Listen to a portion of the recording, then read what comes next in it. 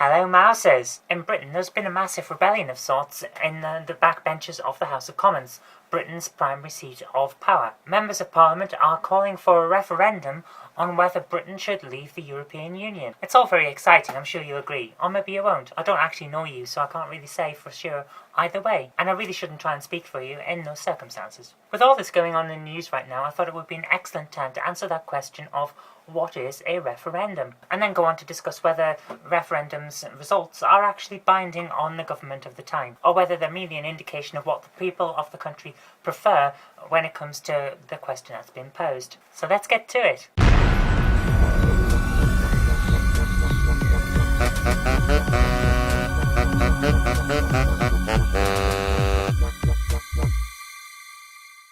So what is a referendum? Well, to put it simply, a referendum is a political question that is put to all of the citizens in the country who are able to vote. They're usually given a yes or no answer, and their answer, yes or no, determines the outcome of the referendum. And it's as close as Britain actually gets to democracy in the original sense of the word, which is everyone in the state having their say on what the decision will be, regardless of what the decision is. Referenda aren't usually used in Britain, partly because it costs quite a lot of money to actually have one, and partly because it flies in the face of parliamentary sovereignty, which is the idea that Parliament, as the source of legislation, is the primary body for making rules.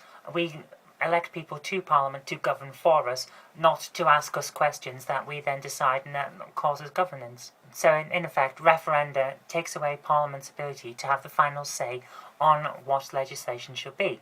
Which brings us to our second question. Are the results of a referendum binding? In many countries, the constitution documents how a referendum should run, how parliaments or whatever legislative body that country has govern, and what the relationship of the governing body to the people actually is.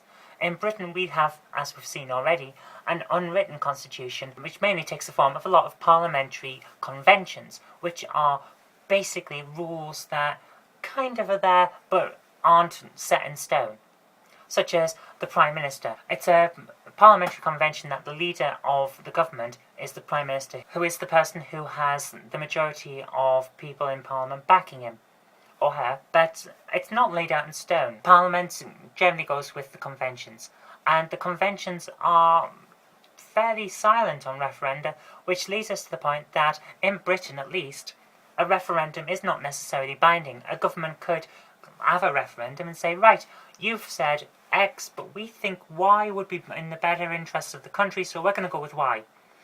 Or they could just decide, well, you said X, but we wanted Y, so we're going to have another referendum, and we'll keep doing that until you say Y. And then we go on like that, and it costs a huge amount of money, so of course it's not going to happen. And the other reason why that's not going to happen, really, is that if a government goes to the people and the people say X, and the government wanted Y, so the government does Y, then all those people are going to say, but we didn't give you a mandate to do Y, we give you a mandate to do X. So when it comes up to the general election, they're not going to vote for the government, and someone else gets in. So effectively it's political suicide to go against a referendum, but technically if the government wanted to, they could do that. And that's basically what happened in Ireland with the idea of, we'll have another referendum on the Lisbon Treaty because you didn't give us the answer we wanted. And that didn't work out too well, did it? So there you have it. A referendum is basically a question put to the people because the government either doesn't know the answer or doesn't want to take an answer without seeing what the people actually want. But the government doesn't have to follow the answer that it's given. It can go another way if it feels it's necessary. I've been Kirk-Robinson, you've been watching a video, and I'll see you next time.